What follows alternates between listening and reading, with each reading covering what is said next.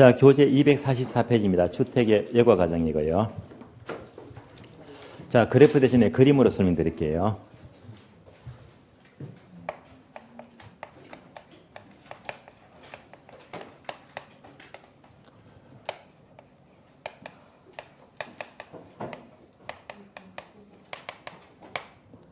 그러면 지난 시간 공부하면서 동네가 나빠지는 이동은 하향여가, 좋아지는 이동은 상향여가입니다.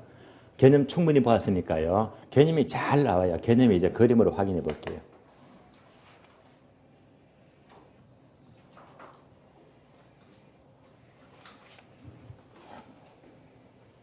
두 개의 지역이 있습니다. 자, 왼쪽 동네는 잘 사는 동네가 되니까 고급 주택 지역입니다. 오른쪽은 반대로 못 사는 동네 저급 주택 지역입니다. 이제 얘들이 이렇게 이동할 수도 있고 또 저렇게 이동할 수가 있잖아요. 얘가 바로 여과 과정입니다. 자, 그러면 이렇게 이동하는 것이 하향여가입니까? 상향여가입니까? 하향여가. 네, 좋아요. 하향여가. 자, 다시 말하면 적급적 사람들이 이만큼 이동하면 동네가 빚금치만큼 나빠지잖아요. 나빠지니까 하향여가 정확히 맞는 말입니다. 정반대로요. 이렇게 이동하면 얘가 이제 판자촌인데 판자촌을 싹 밀어버리고 재개발하죠. 재개발하면 돈 많은 사람이 피를 주고 들어오잖아요. 동네가 좋아지니까 바로 얘는 상향여가입니다. 자, 하향, 상향 개념 판단 잘 하셨고요. 예. 그럼 지금부터 하나씩 볼게요. 일반적으로 여가 과정은요. 하향여가가 일반적입니다. 지금부터 하향여가를 그래프로 안 보고요. 그림으로 이해하셔야 됩니다. 그럼 이제 오른쪽 페이지 박스, 네모 화살표 쭉 나오잖아요. 그래서 그림으로 이해하는 거예요. 그럼 이제부터 고급주택과 저급주택은 어떻게 구별할까요? 어디까지가 고급주택이고 어디까지가 저급주택이 될까요? 몇 억요? 9억요? 9억은 세법 공부를 하신 분인데요. 학교는 세법이 아니에요. 아시겠어요? 예. 9억 하신 분은 아주 공부를 좀 하신 분입니다. 아시겠어요? 인정을 해드릴게요. 자, 학교에서 고급주택은요. 9억이 아니고요. 금액과 관계가 없습니다. 관계가 없어요. 여러분들이 공법, 건축법 공부하시면 항상 주택을 지을 때 건축 허가 받죠. 허가. 항상 기준은 허가입니다. 허가. 그러니까 허가받고 지으면 새 집이 되죠. 얘가 고급주택입니다. 그러면 저급주택은요. 허가가 안 납니다. 다른 말로 무허가주택. 많잖아요. 무허가주택. 예. 그러니까 저급주택은요. 무허가주택이니까 절대 주택 신축 허가가 나지 않습니다. 그러면 자, 이것이 나지 않으면 다른 말로 신축이 허용됩니까? 신축이 금지가 됩니까? 예, 신축이 금지가 돼요. 항상 우리 기출문제에서 적급주택이 나왔다면 항상 신축금지 이 단어가 항상 따라 붙습니다. 따라 붙어요. 그러면 이제 참고로 확인해 볼게요. 두 번째 박스 보니까 대표의 이제 문제 있죠. 문제 푸는 게 아니고요. 첫 줄만 보세요. 자, 문제 봅니다. 첫 줄. 정부에서 주택의 질적 수준이 일정 수준에 미치지 못할 경우, 얘가 바로 적급주택이죠.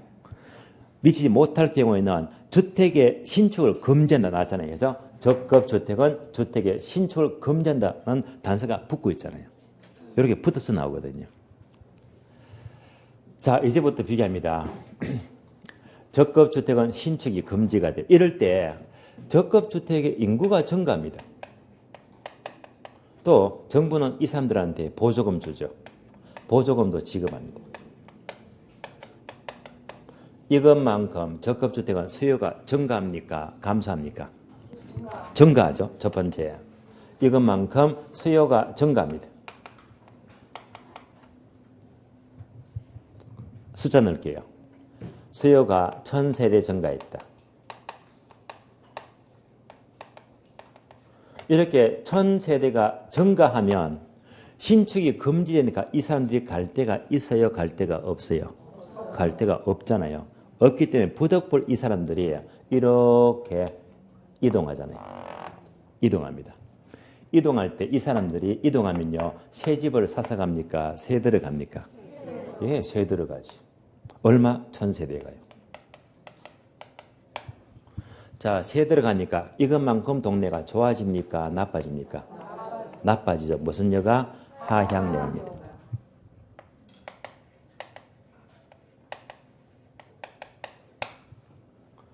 이렇게 하향여가가 발생합니다. 새 들어간대요. 그러면 이만큼 새 들어온 만큼 고급주택은 많아졌어요? 적어졌어요? 적어졌죠. 세 번째, 이제 이것만큼 고급주택이 마이너스 1000세대가 부족합니다. 부족하면요. 다시 고급주택의 사람들은요. 이사가면요. 새 집을 사서 갑니까? 새 들어갑니까? 새 집을 사서 갑니다. 그러니까 얘가 1000세대가 부족하니까 집을 1000세대 지어야 되거든요. 그러니까 이제부터 뭘 따진다? 집을 짓자. 건축비를 따지는 거예요. 그러면 건축비는요. 크게 두 가지입니다. 첫 번째, 건축비가 일정할 경우. 건축비가 상승할 경우 두 가지입니다. 따라서 건축비가 일정할 때 다른 말로 비용 일정 산업입니다. 건축비가 상승한 데 다른 말로 비용 증가 산업입니다. 얘가요. 우리 교재 보니까 박스 화살표 쭉 나오잖아요. 세 번째, 네 번째 묶여져 있죠. 묶여져 있는데 첫 번째 보니까 건축비가 일정할 경우 일정 동그라미 나왔잖아요. 일정할 경우. 내려가서 두 번째가요. 건축비가 상승할 경우 상승 동그라미 상승할 경우입니다. 웬만하면요. 여기까지 설명을 안 드리려고 했지만 우리 시험은요. 여기까지 물었거든요. 물었기 때문에 설명을 드리는 겁니다. 조금 어려워요. 자, 고급주택이 부족해서 집을 지으려고 하니까 건축비가 일정하대요? 상승한대요? 이럴 때 이제 고급주택을 어떻게 할까? 이 고급주택의 임대료가 어떻게 될까요? 임대료. 다음에 고급주택의 양은 어떻게 될까요? 이걸 따져봅니다. 그러면 첫 번째, 자, 건축비가 일정하다면 힌트를 드릴게요. 만약 비용이 일정하면 부족한 만큼 그대로 지어주면 돼. 얼마를 짓는다? 1000세대 지으면 돼요. 왜? 건축비가 일정하니까 모자란 만큼 지어주면 되거든요. 그래서 1000세대가 부족해 그대로 플러스 1000세대 지어주면요. 그대로 다시 지어주면 원래대로 원위치입니다. 그래서 일정하면요. 부족한 만큼 그대로 짓는 데 말입니다. 그러니까 한마디로 원래대로 원위치. 부족한 만큼 똑같이 지니까 모두 불변.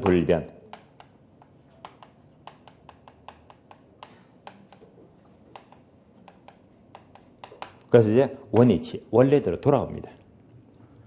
그럼 교재 봐요. 건축비가 일정할 경우 화살표 두 줄 나와 있죠.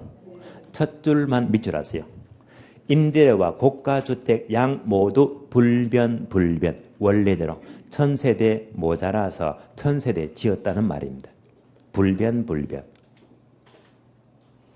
다음에 건축비가 상승합니다. 다시 건축비가 비싸요. 자, 비싸면요. 1000세대 부족한데 비싸면 이보다 많이 지어요? 적게 지어요? 예, 적게 짓지. 그래서 500세대만 짓자. 1000세대 부족한데 건축비가 비싸면 적게 짓는다. 양은 감소가 돼요. 그래서 양은 감소가 된다. 즉 원래보다 적게 짓는다는 말입니다. 그리고 건축비가 비싸면 집값 올라가죠. 그럼 당연히 임대료는 올라갑니다. 임대료 상승입니다. 그래서 건축비가 상승할 경우에 화살표 두 줄 돼 있죠. 첫 줄만 밑줄 하세요. 임대료는 상승하고 고가주택 양은 원래보다 적게 짓더라 감소합니다. 여기까지만 보시면 돼요. 시험은요. 여기까지 물었거든요. 그래서 다행스럽게 얘는요. 딱 한 번 나왔어요. 한 번요. 혹시나 이게 어렵다면요. 그냥 내 팔자거니 하면서 몰라도 문제가 없단 말입니다. 그래서 여기까지는 나왔기 때문에 설명을 드린 거예요. 자, 한 번 더. 주택은요. 하향 여가가 일반적인데 주로 하향 여가는요. 적급주택은 신축이 안 돼요. 안 되니까 인구가 자꾸 증가하니까 수요가 증가하잖아요. 증가하니까 이 사람들이 갈 데가 없다. 이만큼 세 들어갑니다. 세 들어가는 만큼 고가주택은 부족합니다. 부족할 때 집을 짓자. 건축비가 일정할 때 상승할 때로 나눠서 분석하는 것이 요 네모 박스의 설명입니다. 여기까지가 주택의 하향 여가 과정이고요. 이거요. 그래프로 그리면 엄청 어려운 거예요. 다음에 그걸 3번 내려가죠. 주거분리와 여가 정의입니다. 요거는 조금 쉬워요. 주거분리 단어가 잘 나옵니다. 1번 주거분리란 밑줄 아세요. 저소득층 주거지역과 고소득층 주거지역이 서로 분리되는 현상 밑줄. 짧게 말하면요. 고급과 저급이 분리된대요. 고급과 저급이 분리된대요. 틀린 말은요. 10회 때 이렇게 나왔잖아요. 주거분리란 주거지역과 상업지역이 분리된다. 틀린 말입니다. 고급과 저급이 분리됩니다. 그림으로 봐요. 그림. 다시 이 그림입니다.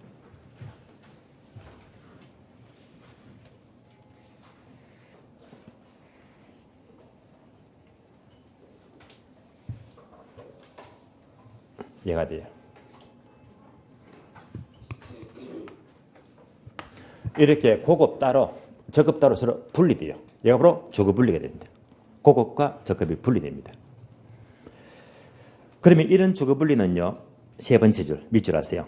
도시 전체뿐만 아니라 지리적으로 인접한 걸린 지역도 둘 다 나타납니다. 둘 다 나타납니다. 물으시면요. 이렇게 물어요.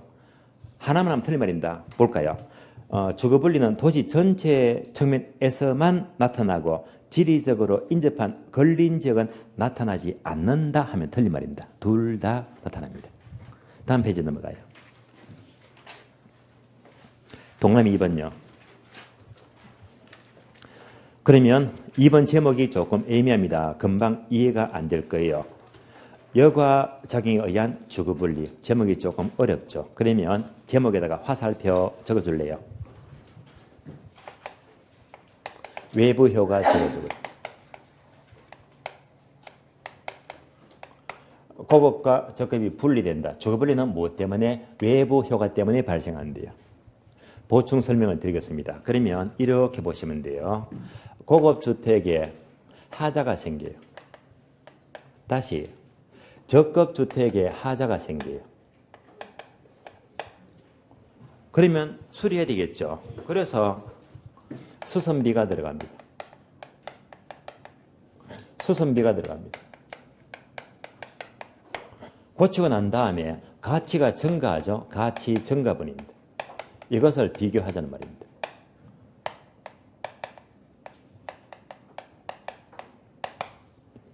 그러면 고급주택과 저급주택인데요. 여러분들이 쉽게 하시려면 여기다가 자동차를 넣어도 똑같은 말입니다. 그럼 얘는요, 새 차. 얘는요, 중고차, 똥차를 말해요. 그러면 이제 여러분들 새 차 사보셨죠? 중고차 다 사보셨죠? 느낌이 다르잖아요. 그러면 처음에 새 차를 탁 사게 되면요, 기분이 어떻습니까? 한 보름, 한 달 동안 정말 행복하잖아요. 차만 봐도요.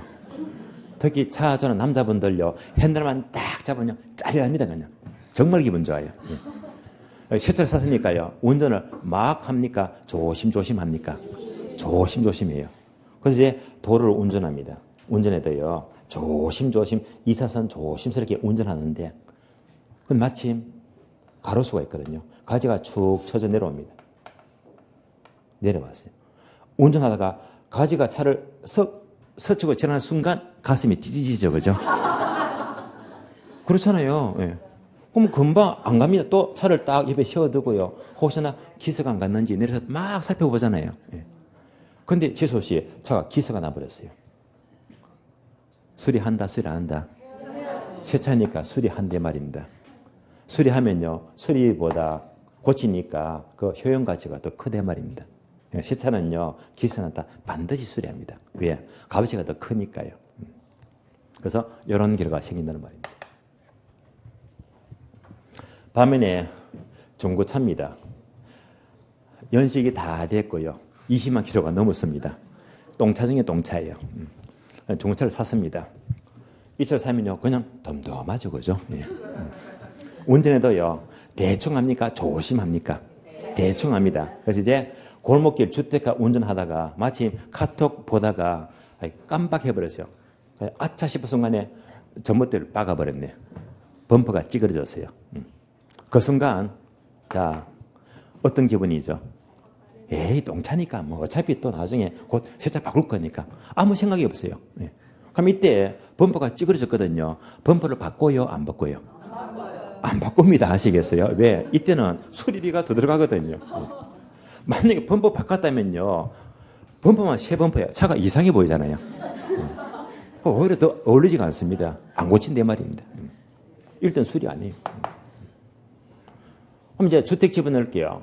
고급주택도 마찬가지다. 하자가 생기면 세차 고쳐지 얼른 수리합니다.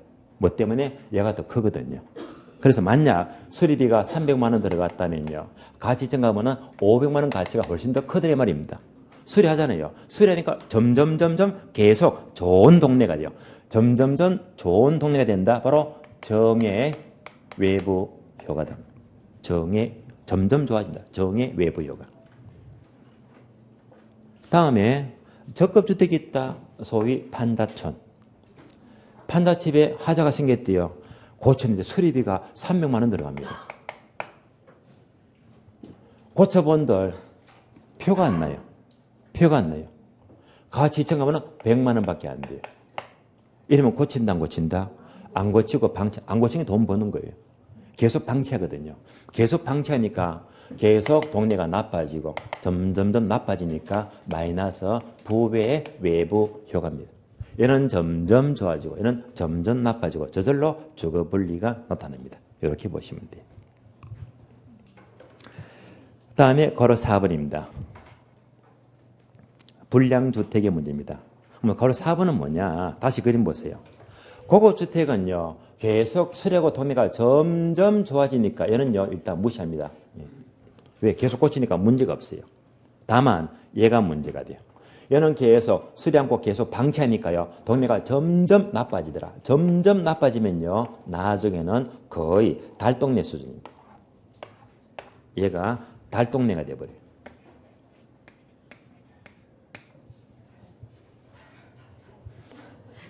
그러면 어떡합니까? 이럴 때 뭐 하죠? 싹 철거하고 재개발 들어오죠. 철거 재개발입니다.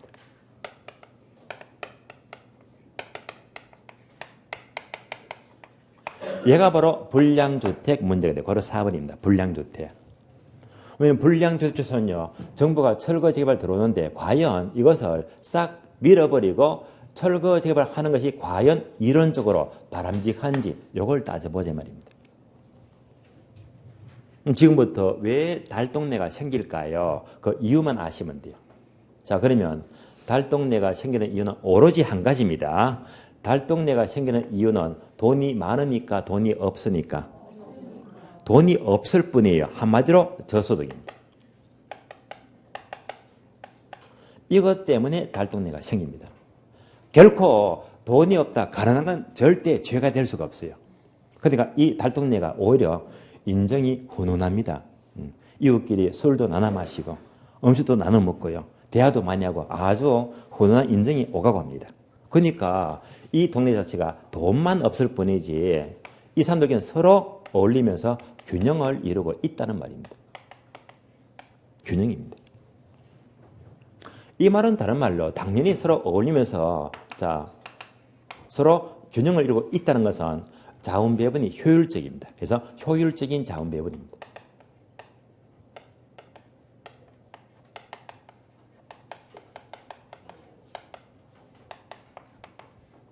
이게 다 똑같은 말입니다. 뭐 때문에? 돈만 없을 뿐이에요. 서로 균형을 이루고 있습니다. 이렇게 균형을 이루고 있다면 이 자체를요, 시장 실패라고 볼 수가 있어요, 없어요? 시장 실패가 아니다는 말입니다. 균형을 이루고 있습니다. 여기 전부 다입니다. 만약 정부가 철거한다는 것은요, 시장 실패가 됐을 때 철거해야 됩니다. 시장 실패도 아닌데 얘를 싹 밀어버리고 이렇게 철거하는 것은 너무나 가혹하고 어울리지가 않다. 이는 바람직하지가 않다는 말입니다. 요 내용이 바로 고로 4번입니다. 자, 그러면 이제 교재 볼까요? 동그라미 1번입니다. 1번 보게 되면 두 번째 줄 보세요. 사적 시장에서 불량주택과 같은 저가주택이 조성되는 것은 밑줄 아세요. 저소득의 산물인 소득 문제로서 저소득 동그라미 돈만 없을 뿐이에요. 따라서 시장 실패가 아니잖아요. 시장 실패가 아니라 시장이 효율적으로 자원을 배분하는 기능을 수행하고 있습니다. 따라서 2번 모두 밑줄 아세요. 불량주택의 문제는 시장 실패가 아니기 때문에 철거와 같은 정부의 시장 개발은 근본적으로 바람직하지가 않다는 말입니다. 자, 이상으로 주택의 여가과정 보았고요. 다음에 별도로 이제 주거분리까지 공부했고, 불량주택은요 저소득의 문제이지 시장 실패가 아니니까 철거지 개발은 바람직하지가 않다. 여기까지 보았습니다. 외국에서는 특히 선진국입니다. 외국에서는요 이런 달동네가 생기면 이런 이유 때문에 얘가 바람직하지 않다고 했잖아요. 그래서 선진국은요 철거 재개발을 잘 안 합니다. 안 하고요. 어떻게 하죠? 수리하고 복구하자 수복 재개발입니다. 또는 고쳐줘야지 개량 재개발입니다. 따라서 주로 선진국에서는 철거보다는 얘를요 다시 수리 복구해주고 고쳐준다. 수복 또는 개량 재개발이 더 어울리더라는 말입니다.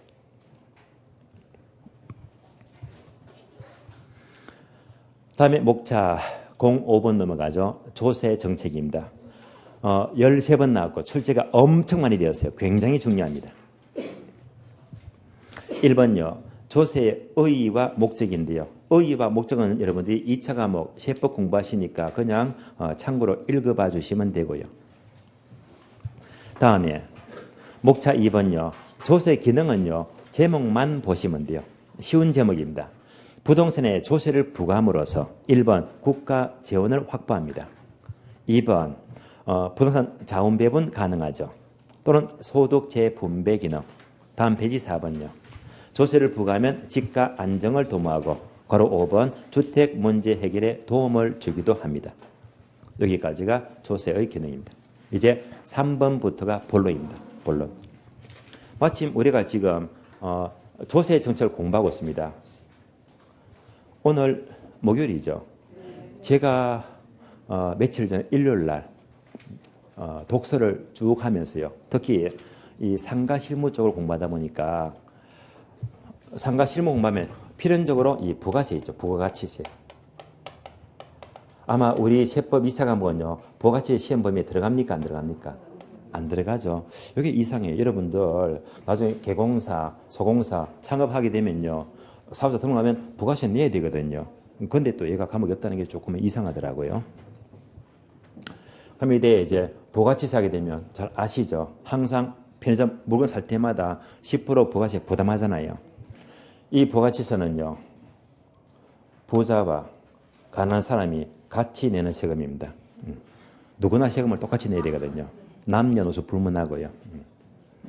근데 이 부가세 하게 되면요. 주로 이제 토지는요.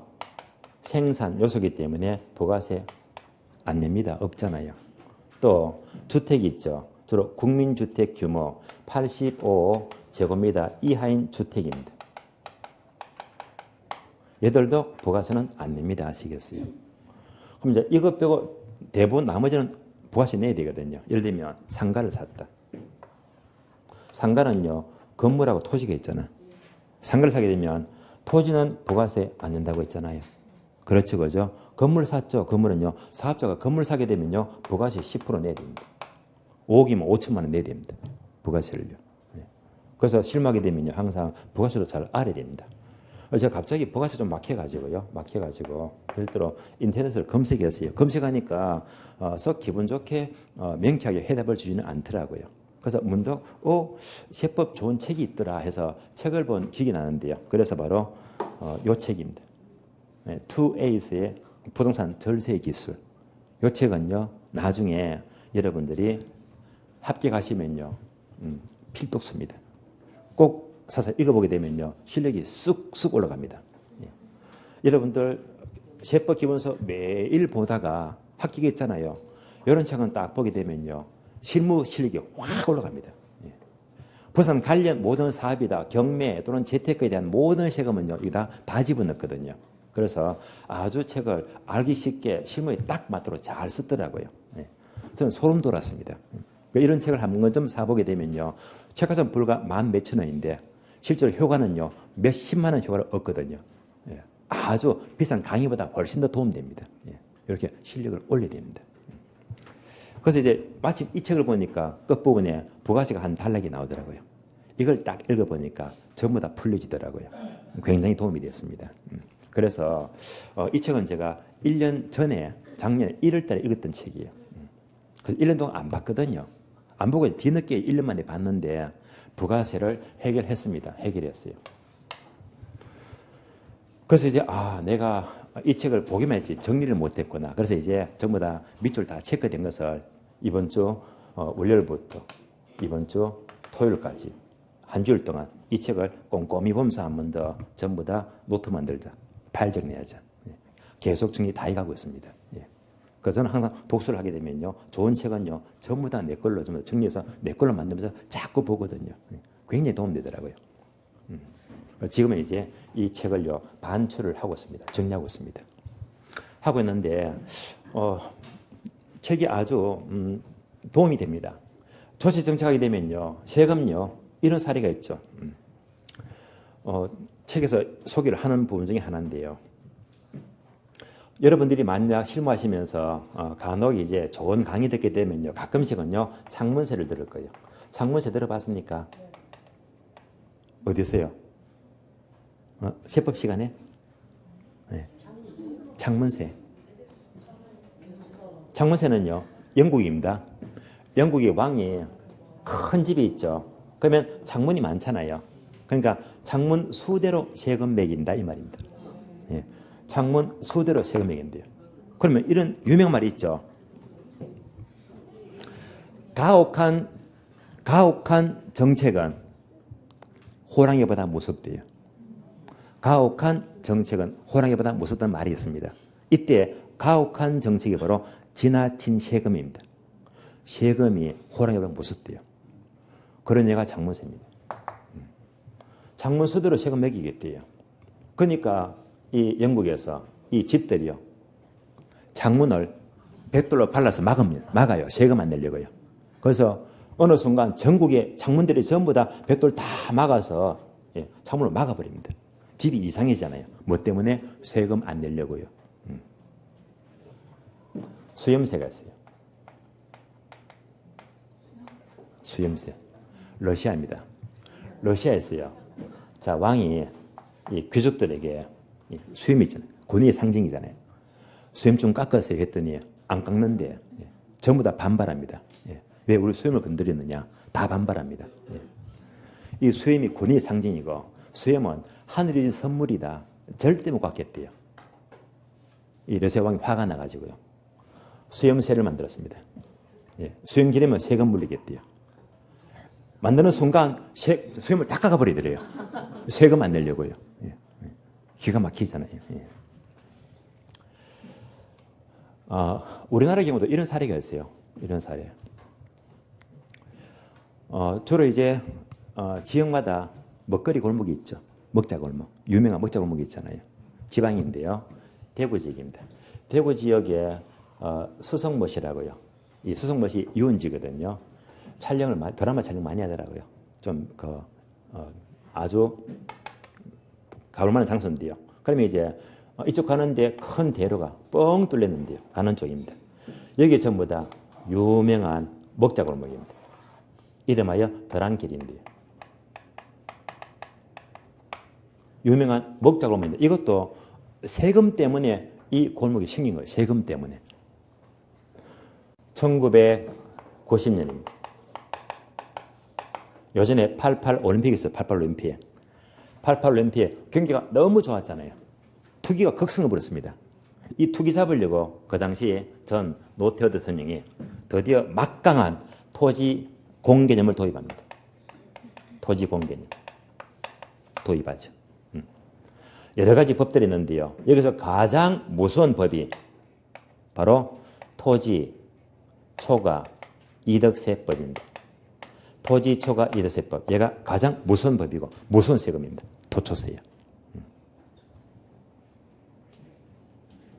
앞으로 6월달 지방선거하죠. 헌법 개정한다고 하잖아요. 공개념 도입한다고 하죠. 하면 이 세금이 또 부활될 확률이 꽤 높아요. 공개념 관련 법률이니까요. 이게 뭐냐면요. 예를 들면 자, 이 당시만 하더라도 90년대는요. 허허벌판입니다. 아주 황량합니다. 덤성 집이 있거든요. 허허벌판입니다. 그런데 이제 이 땅을 샀어요. 땅을 얼마 주고 10억 주고 샀다. 이 당시에는요. 자고 깨면 땅값 올라갑니다. 그래서 이제 3년 지났다. 3년 보유하고 있는데요. 3년 지나면 기본 따블도 기본이고 따따블도 쉽게 올라갑니다. 그래서 이때는 땅값 엄청 올랐거든요. 10억 주고 샀는데 3년 지났더니 땅값이 얼마 되었다? 20억 되었네. 보통 이렇게 올라갔습니다. 땅값이 얼마 올랐습니까? 예? 10억 올랐죠. 10억. 올랐잖아요.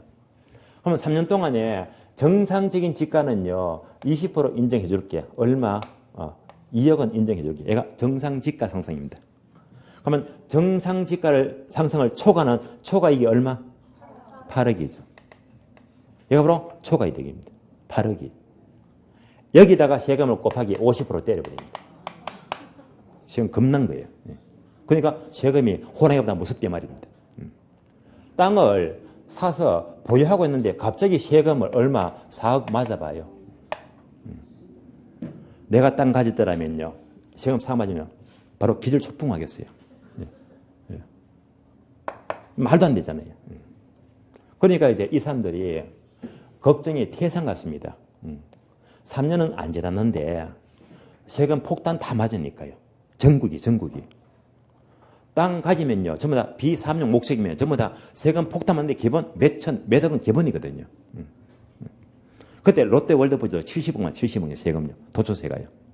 엄청났잖아요.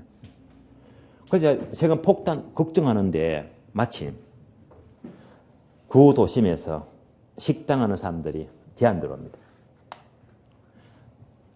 자, 세금 부담 크죠? 세금 폭탄 맞기 전에 우리가 건물 지어줄게요. 그러면 건물 지어지면 토지선 피할 수 있거든요. 그렇잖아요. 그러니까 세금 피할 수 있잖아. 몇 억을요. 그럼 우리가 건물 지을 테니까 대신에 우리가 식당 장사 좀 하자. 건물 지을 테니까. 대신에 건물 지어주는 대신에 한 10년 또는 20년 월세 받지 말래 말입니다. 렌트 프리예요. 그러니까 이제 월세 받지 말고 건물 지어주니까 서로 이익이가 딱딱 맞아떨어지잖아요. 세금 안 내서 좋고 건물 지어두고 10년, 20년간 월세 안 내서 좋고요. 그러니까 딱 이익이 맞아떨어지겠지. 이때 식당이 하나 들어서고 또 들어서고요. 어느 새 자꾸 들어서니까 지방 대구에서 가장 유명한 식당과 골목 더랑길이 됐거든요. 이것도 뭐 때문에? 토지 공개념 바로 초토세 때문입니다. 초토세. 세금에 참 어떻게 보면 재미가 있는 것들이 있어요. 자, 그러면 이제 교재 보겠습니다. 교재. 3번입니다. 주택에 대한 조세인데요. 먼저 1번 조세의 귀착입니다. 얘가 자꾸 출제가 돼요. 그러면 조세 귀착이 뭘 말하느냐? 조세 귀착. 예를 들어 볼게요.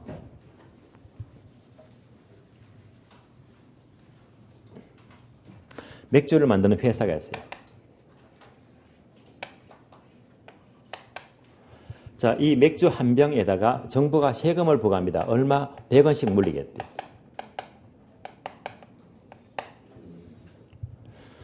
그러면 이때 이 100원의 세금을 자, 맥주를 만드는 생산자고요.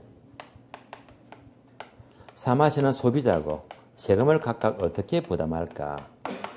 만약 생산자가 세금을 30원 낸다면 소비자가 나머지 70원 내야 됩니다. 그러면 100원이 되잖아요. 생산자가 세금을 40원 낸다면 소비자는 세금을 60원 내야 됩니다.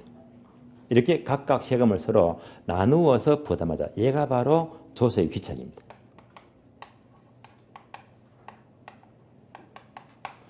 유의할 점은요. 이러한 조세의 귀착은 항상 무엇에 따라서 탄력성입니다. 자, 수요와 공급의 탄력성 크기에 따라서 조세 귀착은 달라지게 됩니다. 이 문장이 바로 동그라미 1번과 2번인데요. 동그라미 2번이 그대로 나옵니다. 2번 모두 밑줄 하세요. 생산자, 소비자 사이에서 세금이 어느 정도로 배분되느냐 하는 것은 수요와 공급의 탄력성에서 세금 부담은 달라집니다. 그럼 이제부터 목차 보시면요. 괄호 2번 탄력성과 조세기차, 괄호 3번 탄력성에 따른 조세기차 계속 나오잖아요. 아래 보니까 복잡한 그래프가 A번, B번 보이잖아요. 두 개 있죠. 그럼 결론, 이 그래프는 분명히 지난 과정 1월달, 2월달 설명을 전부 다 들었습니다. 그러면 이 그래프는요. 3월, 4월, 오늘까지만 그래프를 그려드릴게요. 오늘만 그리고요. 다음부터는 절대 안 그릴 거예요. 왜? 그래프가 시험에 안 나오니까 오늘만 다시 그려드립니다. 그러면 자 A번 볼까요? A번 그래프 제목이 수요가 어떨 때? 탄력적일 때 A번만 동그라미 이것만 집중하세요. 지금부터 A번 그래프만 집중합니다. A번 그래프가요. 수요가 탄력적입니다.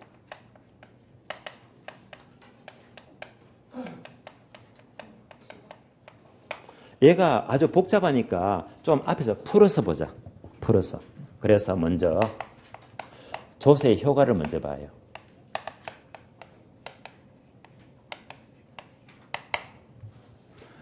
세금 효과는요. 논리적으로 상식적으로 생각하세요. 세금 효과다. 다시 맥주입니다. 정부가 맥주 한 병당 세금을 100원씩 부과한대요. 이렇게 세금을 100원씩 부과하게 되면요. 맥주 가격은 올라갑니까? 내려갑니까? 당연히 올라가죠. 제품 가격은 상승합니다. 다시 세금을 부과하면요. 수요가 증가합니까? 감소합니까? 수요가 감소하죠. 공급 증가 감소. 세금은 다 싫어하잖아요. 뭐? 공급도 감소한다. 고민할 거 없잖아요. 다 싫어합니다. 합쳐서 거래량은 감소가 돼요.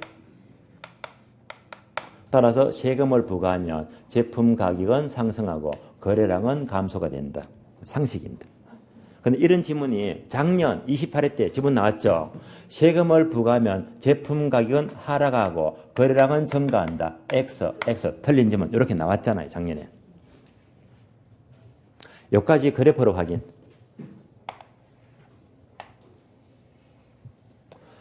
그러면 정부가 세금을 100원 부과합니다. 누구한테요? 맥주 회사한테. 맥주 회사가 공급자죠. 그래서 가장 먼저 공급부터 먼저 감소가 돼요. 공급부터. 그럼 이렇게 공급 곡선이 있잖아요. 우상향. 세금을 부과하니까 공급부터 감소가 되면요. 우측 이동, 좌측 이동, 좌측 이동. 이렇게 감소가 돼요. 따라서 텍스. 세금을 부과하는 만큼 이만큼 공급이 감소가 된다. 요 그래프가 249페이지 가장 위에 첫째 그래프입니다. 공급 감소입니다. 자, 이어서 두 번째 전제입니다. 여기까지 아셔야 됩니다. 조세의 귀착인데요.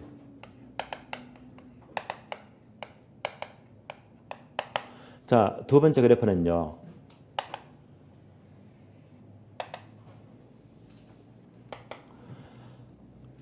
수요와 공급이 있습니다.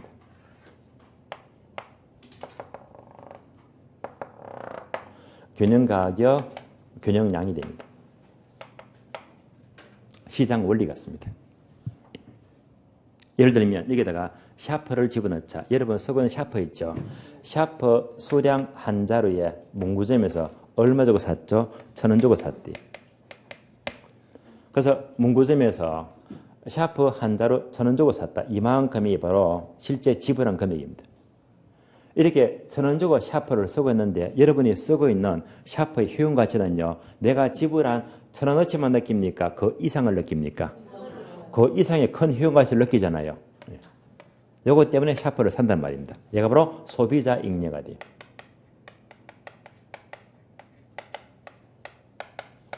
이것이 소비의 목적입니다.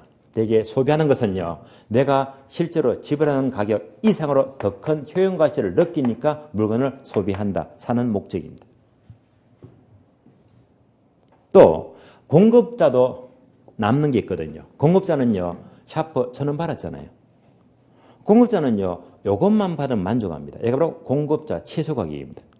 그런데 뭐 1,000원 받으니까 이 이상 또 남는 게 있더라. 얘가 바로 생산자 잉여가 돼요.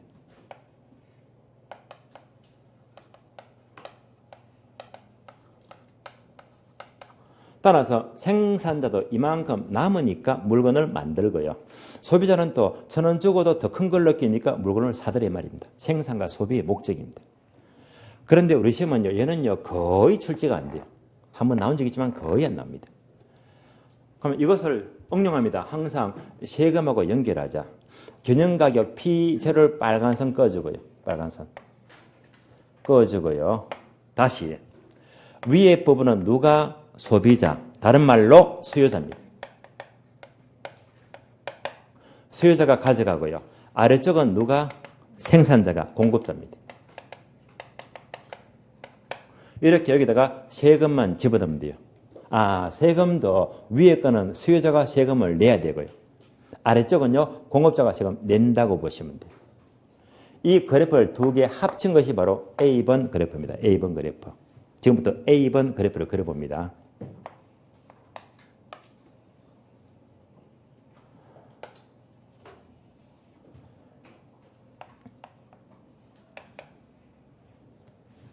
자, 수요가 탄력적이면 수요가 완만합니까? 가파릅니까? 완만하죠. 완만한 수요예요.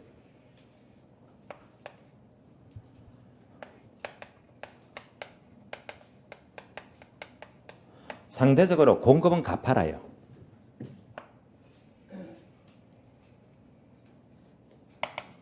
공급은 비탄력적입니다.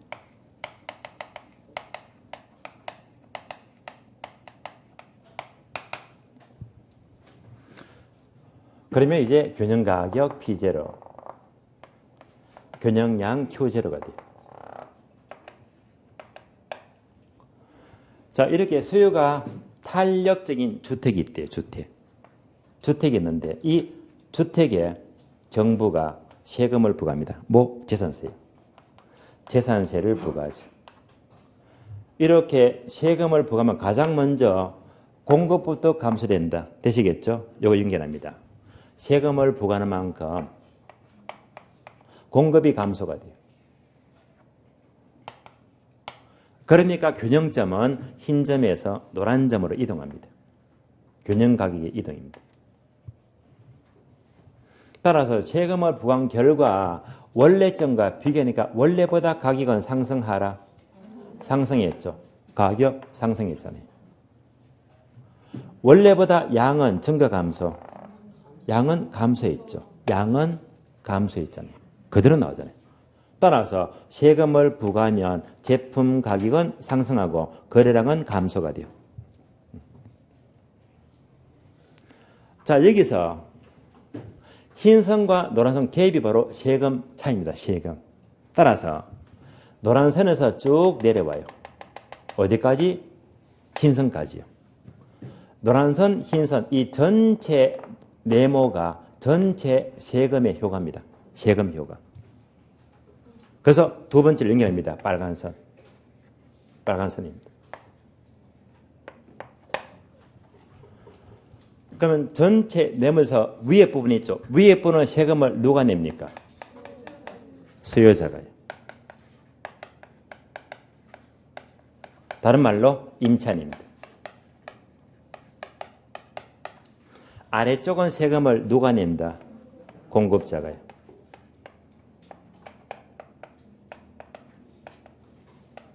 다른 말로 임대인입니다. 그림 끝났습니다. 따라서 수요가 탄력적일 때 수요자는 세금을 작게 내고요. 공급자는 세금을 이만큼 많이 내야 됩니다.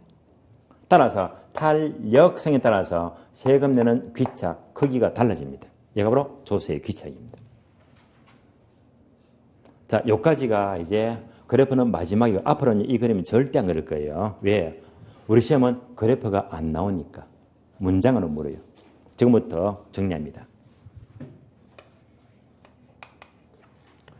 탄력성과 조수의 기척입니다.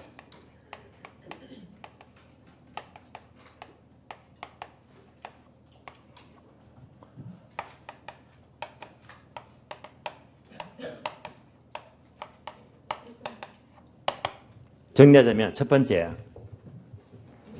수요가 탄력적입니다. 수요의 탄력성이 탄력적이다, 크대요. 그러면 수요니까 수요자가 나와야 됩니다. 자, 수요가 탄력적일 때 수요자가 세금을 많이 냈어요, 적게 냈어요? 적게 내고 있죠? 적게 내더라. 결론, 수요가 탄력적일 때 수요자가 세금을 작게 낸다. 화살표가 비례, 반비례? 반비례. 결론입니다. 탄력성과 조세기차가 무조건 반대로 움직입니다.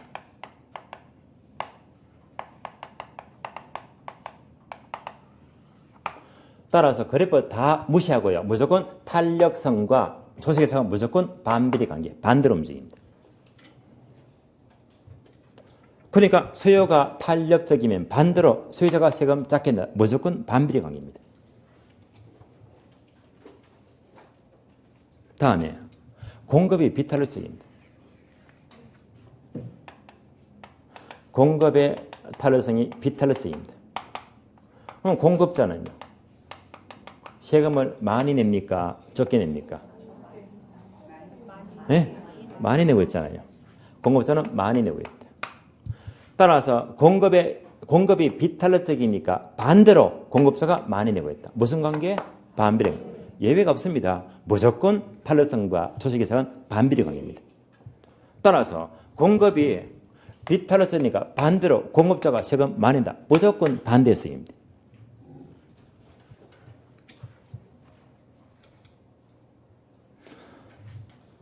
그러면 극단적으로 완전자가 버텨요.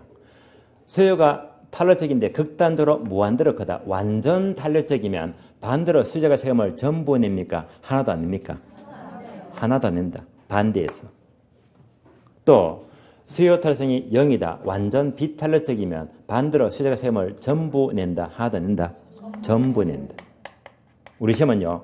극단적일 때 이때가 지분이 더 잘 나옵니다. 잘 나와요. 이어서 공급이 비탄력적이다. 극단적으로 0이다. 완전 비탄력적이면 공급자가 세금을 전부 낸다. 하다 낸다. 반대로 전부 낸다. 또 공급의 탄력성이 극단적으로 완전 탄력적이면 무한대로 크다면 반대로 공급자가 세금을 하나도 안 낸다. 그래서 극단적일 때 이때가 시험 지문은 더 잘 나옵니다. 가장 잘 나오는 게 이거잖아요. 공급의 탄력성이 완전 비탄력적이면 반대로 공급자가 전부 낸다면 맞는 말이잖아요. 맞는 말인데 우리 시험은요. 공급이 완전 비탄력적일 때 세금은 수요자가 전부 낸다. 틀린 말입니다. 예를 싹 바꿔서 묻잖아요. 바뀐 단어만 잘 찾으시면 돼요. 결론 나왔습니다. 언제나 탄력성과 조세기척은 반비례 관계, 반대로 움직입니다. 그러면 한 장 넘겨주세요. 251페이지입니다. 251페이지 보니까 박스 있죠. 탄력성과 조세기착 핵심 1번, 2번, 3번, 4번 시험 지문은 이대로 나와요. 지금부터 무조건 반대 해석입니다. 1번 수요가 탄력적이면 반대로 수요자 부담은 작아진다. 반대 맞잖아요. 수요가 비탄력적이면 반대로 수요자 부담은 커진다. 반비례 관계. 2번 공급이 탄력적이면 공급자 부담은 작아진다. 공급이 비탄력적일수록 반대로 공급자 부담은 커진다. 반비례 관계. 3번, 4번은요. 완전자가 붙어요. 3번 수요가 완전 비탄력적 0이 되면 반대로 수요자가 전부 부담한다. 맞는 말이잖아요. 4번요. 공급이 완전 비탄력적 0이 되면 반대로 공급자가 세금을 전부 부담한다. 반비례 관계. 여기까지 연결하시고요. 자, 이상으로 조세정책은 마치겠고요. 자, 쉬었다가요. 다음 시간은 교재 254페이지입니다. 부동산 투자론 넘어가겠습니다. 쉬겠습니다.